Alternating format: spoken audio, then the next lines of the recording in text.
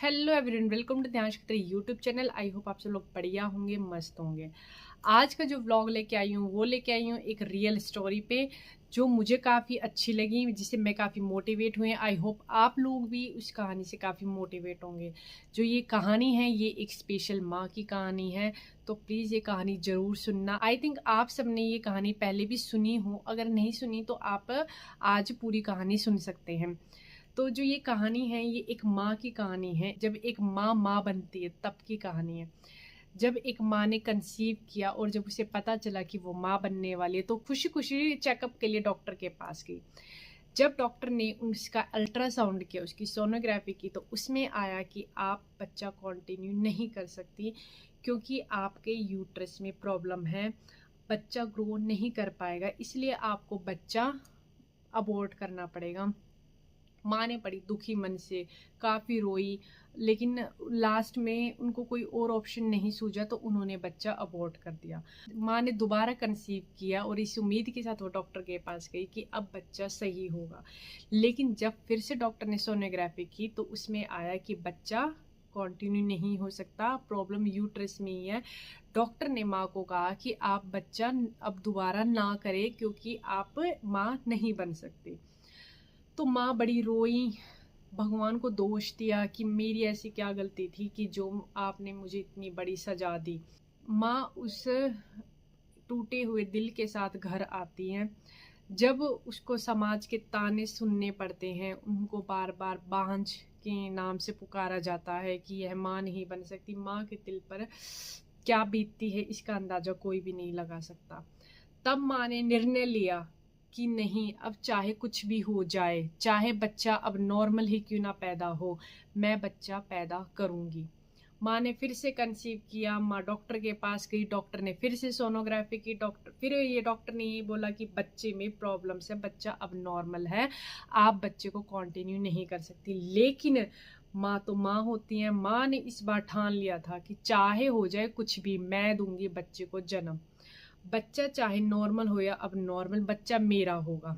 माँ इस उम्मीद के साथ घर आई कि कोई बात नहीं, लेकिन उसे माँ बनना है, वो अब नॉर्मल बच्चे के साथ भी अपनी ज़िंदगी बिता लेगी।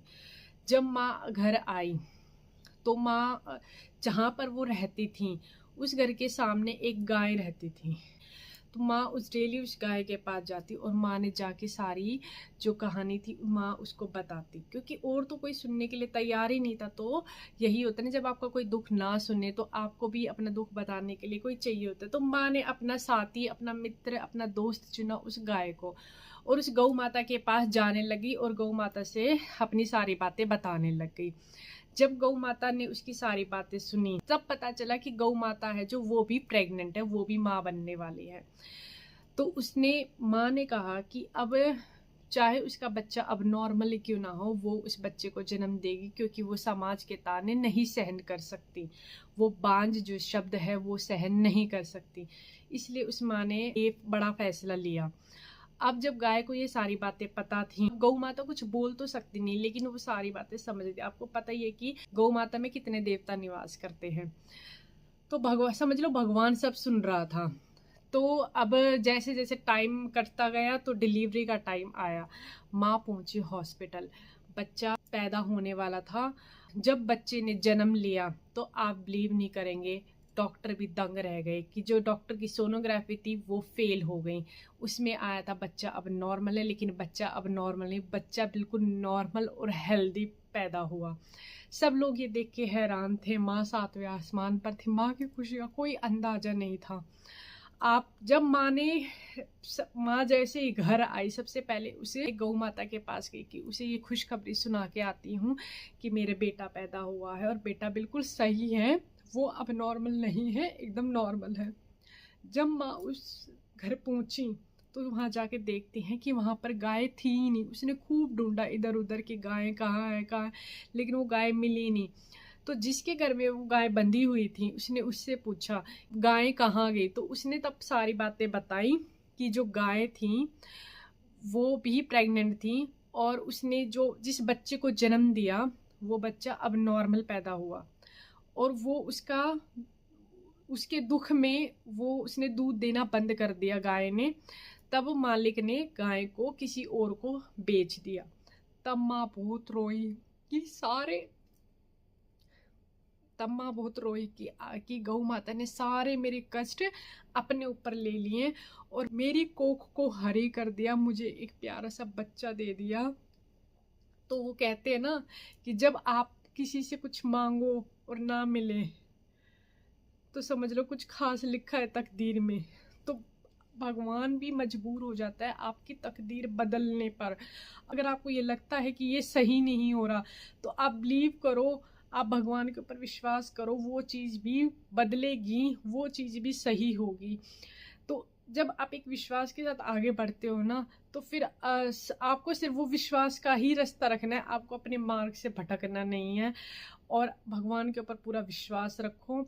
भगवान हर जगह है, हर जगह से देख रहा है, क्योंकि अगर भगवान ने हमें दुख दिए हैं तो उसका भी कोई कारण ही होगा। शायद क्या पता वो हमें दुख लग रहे हो लेकिन वो दुख ना हो, वो एक ना एक दिन सुख में जरूर बदलेंगे। तो इसी उम्मीद के साथ, इसी होप के साथ हम भी आगे बढ़ रहे हैं। दुनिया की आप बातें छोड़ दो, समाज कुछ नहीं कहेगा, वो सिर्फ ताने देगा, आपको डीमोटिवेट करेगा, लेकिन आपको मोटिवेट होना है, आगे बढ़ना है। आपके पास अगर स्पेशल बच्चा है ना तो आप समझो आप स्पेशल मदर हो, आप स्पेशल माँ हो। आपके लिए भगवान ने बहुत ही बढ़िया सोच रखा है, हर किसी को ये बच्चे नहीं मिलते। समाज की बातों को तो आप बिल्कुल भूल जाओ, वो क्या कहता है क्या नहीं, सिर्फ वो आपको डीमोटिवेट करता है। भगवान के ऊपर विश्वास रखिए, अगर उसने ऐसा कुछ किया है तो आपके लिए कुछ सोच समझ के ही किया होगा, क्योंकि वी आर स्पेशल मदर, क्योंकि वी हैव स्पेशल बॉय। समझ रहे हो, स्पेशल बॉय या गर्ल।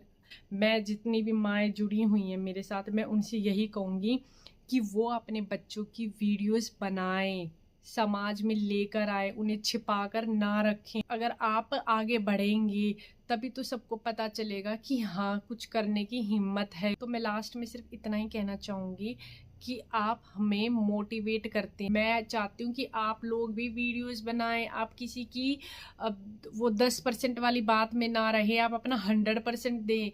लोगों का काम है पक पक करना, लेकिन आपको नहीं सुननी है, आपको सिर्फ भगवान की ऊपर विश्वास रखना है, डॉक्टरों की सुननी है, अपने बच्चे का ध्यान रखना है और ज़िंदगी में आगे बढ़ना है। सब कुछ आसान हो जाएगा, आपको किसी की कोई मदद की ज़रूरत नहीं पड़ेगी और आप एक अच्छे रास्ते पर निकल लेंगे, जो सच्चाई का रास्ता होगा, जो भगवान का रास्ता होगा। तो अब हम मिलते हैं आपको अपने नेक्स्ट व्लॉग में। आई होप आप सबको ये वीडियो अच्छी लगी होगी। जिन्हें ये वीडियो अच्छी लगे वो अपनी राय ज़रूर देना कमेंट बॉक्स में। Thank you so much for the love and blessings. Okay, bye bye.